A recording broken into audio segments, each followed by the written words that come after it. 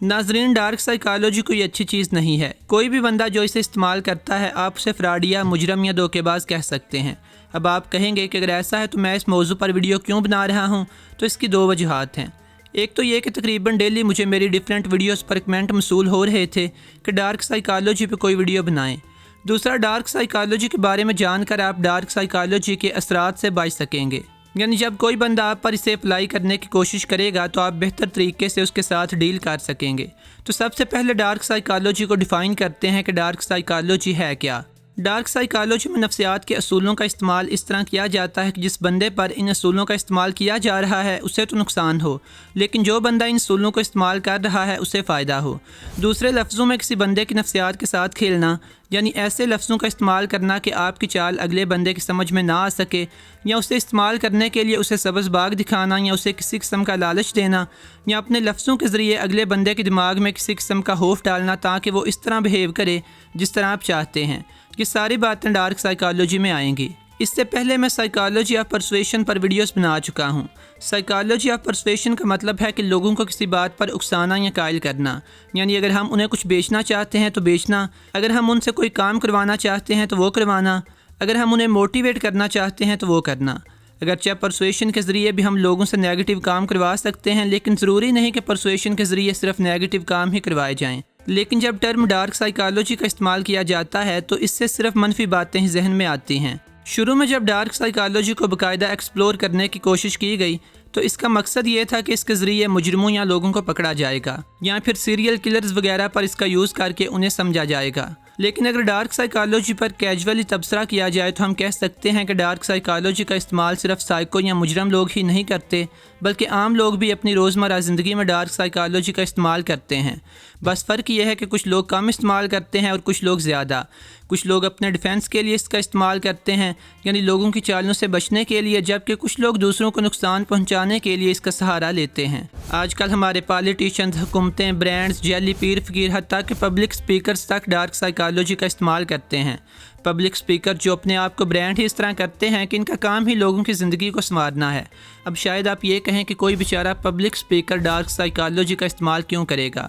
تو اس کی وجہ یہ ہے کہ 99% پبلک سپیکرز اپنی پبلک سپیکنگ کو بزنس کے طور پر استعمال کرتے ہیں۔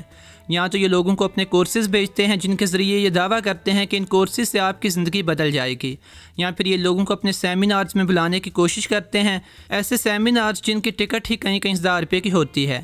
یہی نہیں بلکہ ایسے پبلک سپیکرز کو اگر کہیں پہ بلایا جائے تو صرف تقریر کرنے کے ہی کئی لاکھ روپے مانگ لیتے ہیں۔ اور ایسے پبلک سپیکرز جو لوگوں کو اپنے سیمینارز میں بلانا چاہتے ہیں یا لوگوں کو اپنے کورسز بیچنا چاہتے ہیں، ان کا طریقہ واردات کچھ اس طرح ہوتا ہے۔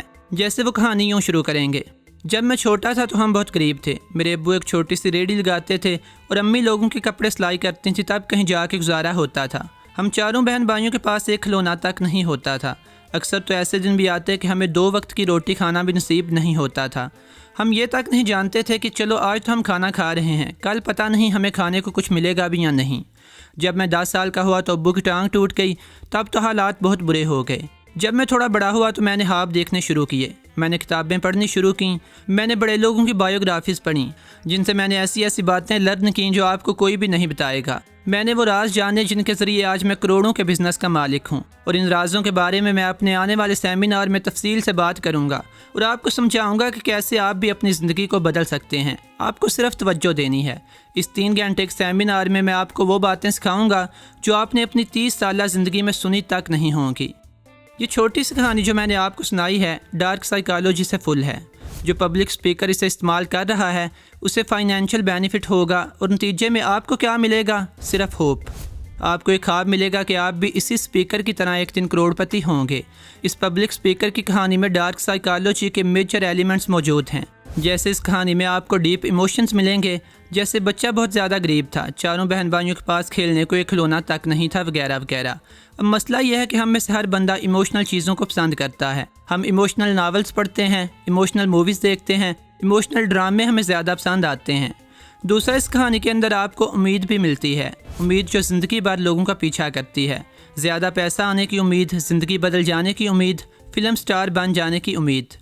تیسرا، اس کہانی کے اندر آپ سے ایک بنی بنائی کھیر کا وعدہ کیا گیا ہے۔ یعنی امیر بننے کے لیے آپ کو کیا کرنا ہے، صرف 3 گھنٹے اس سیمینار کے اندر بیٹھنا ہے اور وہ سارے راز آپ کے پاس ہوں گے جو آپ کو 3 مہینے کے اندر کروڑ پتی بنا دیں گے۔ یہ بھی ہم لوگوں کی سائیکی ہے کہ ہم چاہتے ہیں کہ محنت کیے بغیر ہی ہر چیز حاصل کر لیں۔ ڈارک سائیکالوجی استعمال کرنے والوں کا سب سے ایزی ٹارگٹ وہ لوگ ہوتے ہیں جو حقیقت پسند نہیں ہیں، یا ایسے لوگ ان کا ٹارگٹ بنتے ہیں جو لالچی ہیں یا اپنے خوابوں کو پورا کرنے کے لیے محنت کی بجائے کوئی شارٹ کٹ چاہتے ہیں۔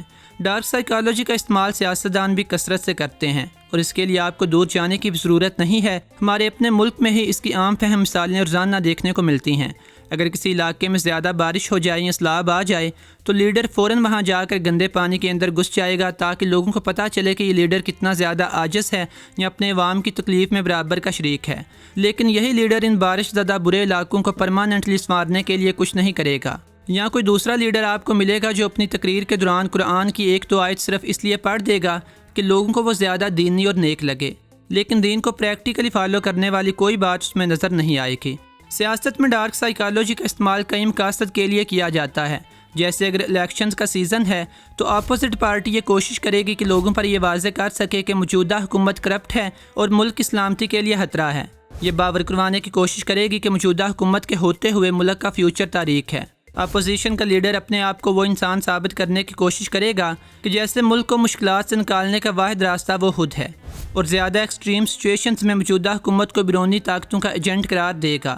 اس کے بعد اگر بالفرض اپوزٹ پارٹی اقتدار میں آ جاتی ہے تو پھر یہ لوگ ڈارک سائیکالوجی کو ڈیفرنٹ طریقے سے استعمال کرنا شروع کرتے ہیں، جیسے نئی حکومت کو ملکی تاریخ کی سب سے بہترین حکومت قرار دینا، جو چیزیں یا پروجیکٹ پازیٹیو جا رہے ہیں ان کا کریڈٹ خود لینا، نئی حکومت جو وعدے پورے نہیں کر پا رہی اس کے لیے قربانی کے بکرے تلاش کرنا اور انہیں قصوروار ٹھہرانا۔ اس کے علاوہ انٹرنیشنل پالیٹکس میں یا جنگوں کے دوران بھی ڈارک سائیکالوجی کا استعمال عام ہے۔ اس میں مخالف ملک کو بدنام کرنے کے لیے ڈیفرنٹ طریقے استعمال کیے جاتے ہیں۔ اگر آپ تاریخ کو پڑھیں تو بھی ڈارک سائیکالوجی ہر جگہ نظر آتی ہے۔ جیسے چنگیز خان کی مثال لیں تو چنگیز خان جس علاقے کو فتح کرتا تھا وہاں پہ انسانی کھوپڑیوں کے مینار بنا دیا کرتا تھا۔ اس کا فائدہ یہ ہوتا تھا کہ بہت سی ریاستیں چنگیز خان کو انتہائی خطرناک سمجھتیں اور جنگ کے بغیر ہی ہار مان لیتیں۔ اس ویڈیو کو زیادہ لمبا نہیں کرتے، بس آپ یہ سمجھ لیں کہ ڈارک سائیکالوجی بھی سائیکالوجی کی ہی ایک برانچ ہے، لیکن جس طرح عام سائیکالوجی کا سبجیکٹ کالجوں یا یونیورسٹیوں میں پڑھایا جاتا ہے، ڈارک سائیکالوجی کو اس طرح پڑھایا نہیں جا سکتا کیونکہ ان طریقوں کو پڑھانا معیوب سمجھا جائے گا۔ یہی وجہ ہے کہ انٹرنیٹ پہ بھی باقاعدہ اس موضوع پہ 2-3 سے زیادہ بکس نہیں ملتی، اور جو بکس موجود ہیں وہ اس موضوع کے ساتھ انصاف نہیں کرتی۔ لیکن جہاں تک ڈارک سائیکالوجی کے استعمال کی بات ہے تو کسی بھی موقع پر اس کا چلاکی سے استعمال کرنا انتہائی افیکٹو ثابت ہوتا ہے۔ اور اگر آپ کو یہ موضوع پسند ہے تو میں آپ کو اپنے چینل پہ موجود 3 اور ویڈیوز ریکمینڈ کروں گا جو انڈائریکٹلی اسی موضوع کو ڈسکس کرتی ہیں۔ پہلی ویڈیو یہ ہے کہ کسی کو اگنور کرنے میں کیا طاقت پوشیدہ ہے، 3 پریکٹیکل مثالیں۔ دوسری ویڈیو ہے کہ خاموشی کو کیسے اپنے بینیفٹ کے لیے استعمال کریں۔ تیسری ویڈیو ہے کہ 3rd کلاس دوست آپ کو کیسے اپنے مقصد کے لیے استعمال کرتے ہیں۔